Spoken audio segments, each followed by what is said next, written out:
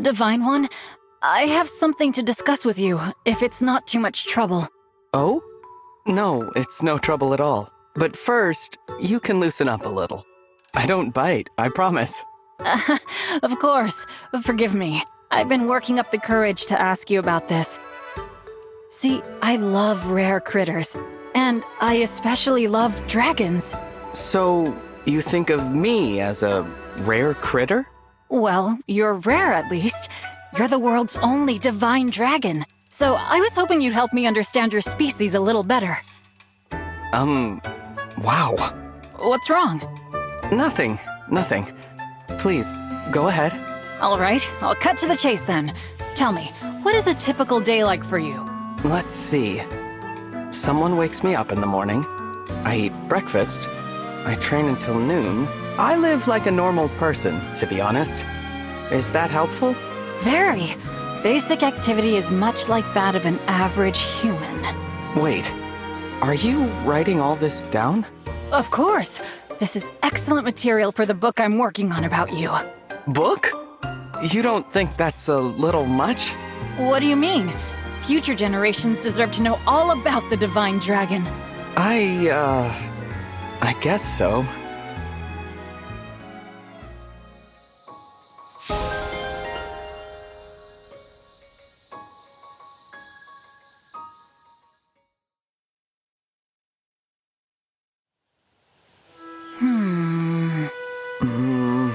Merrin, it's difficult to train with you staring at me like that. Don't mind me. I'm not even here. I'm simply observing your behaviors to gather material for my book. And how long do you plan to do that exactly? As long as it takes. Don't you worry. I'm not going to stop until I've captured every last detail. Oh, please, cut it out. What? I was just... You were just nothing. I'm not one of your critters, okay? Yes, I am a dragon. I live longer than humans and have certain unique abilities, but I also have feelings. I don't appreciate being gawked at like an animal. Divine One, I'm so sorry. It's just that, to me, you are more than human. You're a truly divine being. I wanted to make sure future generations understood that, in hopes that they would protect you, the one and only divine dragon. But I never meant for you to feel like some kind of research specimen. I know you didn't. It's all right. No, it's not. Because that's exactly how I made you feel, isn't it? Forget about the book. I'll stop writing it. I'm sorry, Divine One. Merrin, please. It's really okay.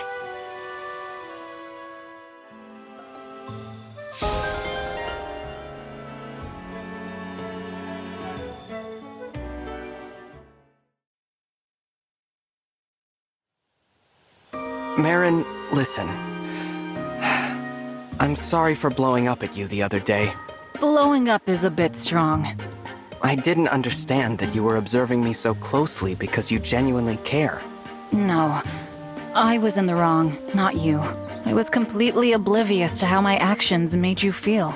You know, now that we understand each other better, I'd be happy to help you. There aren't many books about divine dragons, and nobody's asked me about my life before.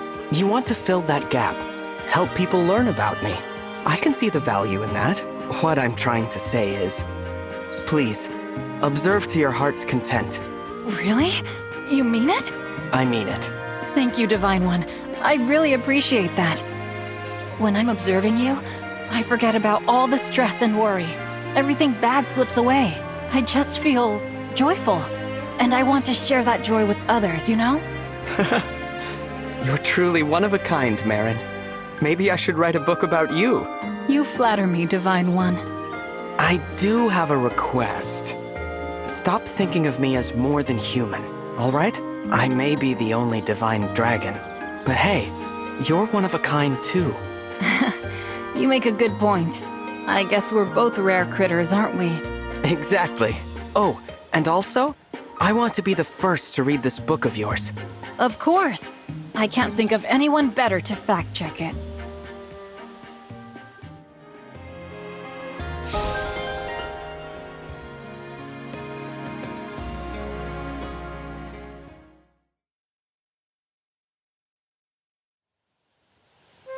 Divine One, I finished a draft of my book. Would you mind giving it a read? I'd be happy to. Let me take a look. The divine dragon awoke in a floating castle after 1,000 years of slumber. Humble and kind, the divine dragon fought with a courageous heart to protect the people. I think I'm starting to blush. It is the truth.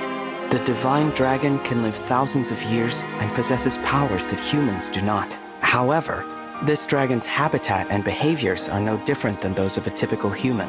And let it be noted, the divine dragon is the most precious being in the world to the author. Merrin, this is... I'm sorry, I had to write it. Don't worry, I'll cut it from the final copy. It's just Divine One. I need you to know how important you are to me. And I want people to always remember there was a human who cared very deeply for you. I want you to leave it in. I don't... And please add this. The author of the book was equally as precious to the divine dragon. So much so, the divine dragon gave Merrin the Pact ring and vowed to be with her always. Divine One, you cannot give me something so precious. If you care so very deeply for me, you have to accept it. Your book must tell the truth, that the divine dragon adored a human named Merrin. If that's how you feel, thank you, Divine One. When this incredible book is done, I hope people will see that I'm not so different from them. Yes, there's just one problem. I can't finish it yet. Why not? I have to write about our life together. About how a human and dragon cared for one another. You make a good point, Merrin. And I can't wait to write that part of the story with you. Yes.